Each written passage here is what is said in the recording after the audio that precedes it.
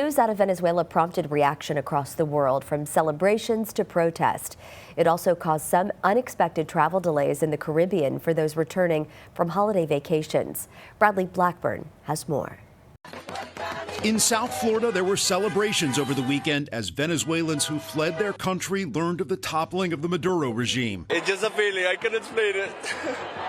We make a life here because we had to, not because we wanted to.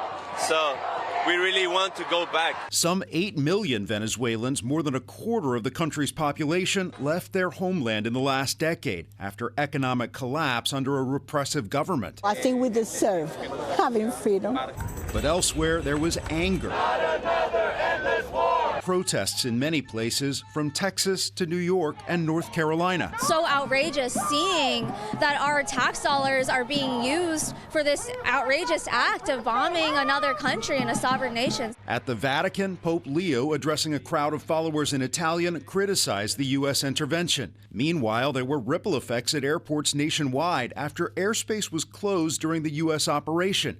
The FAA closed the skies over much of the Caribbean Saturday, stranding many travelers trying to get home from the holidays, including CBS Philadelphia photojournalist Nate Silvas. We had a flight on Frontier, that was canceled. Then we had a flight on United, that was canceled.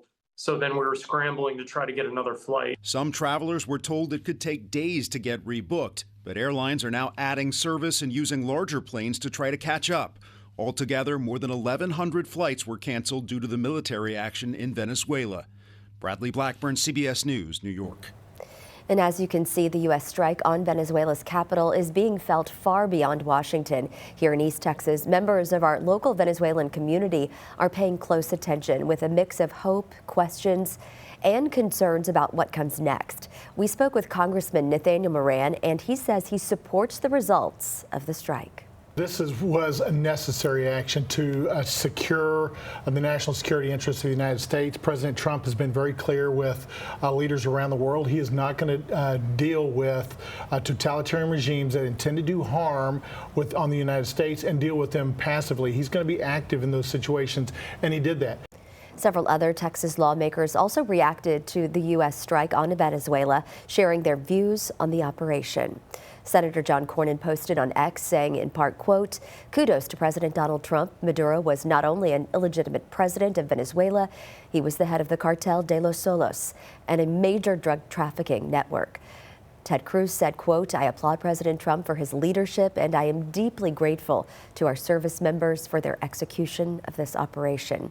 And Cole Hefner also responded saying, quote, "This operation sent a clear message not only to Maduro and his supporters, but to the Chinese Community Party. America is watching, and under President Trump, weakness is no longer U.S. policy."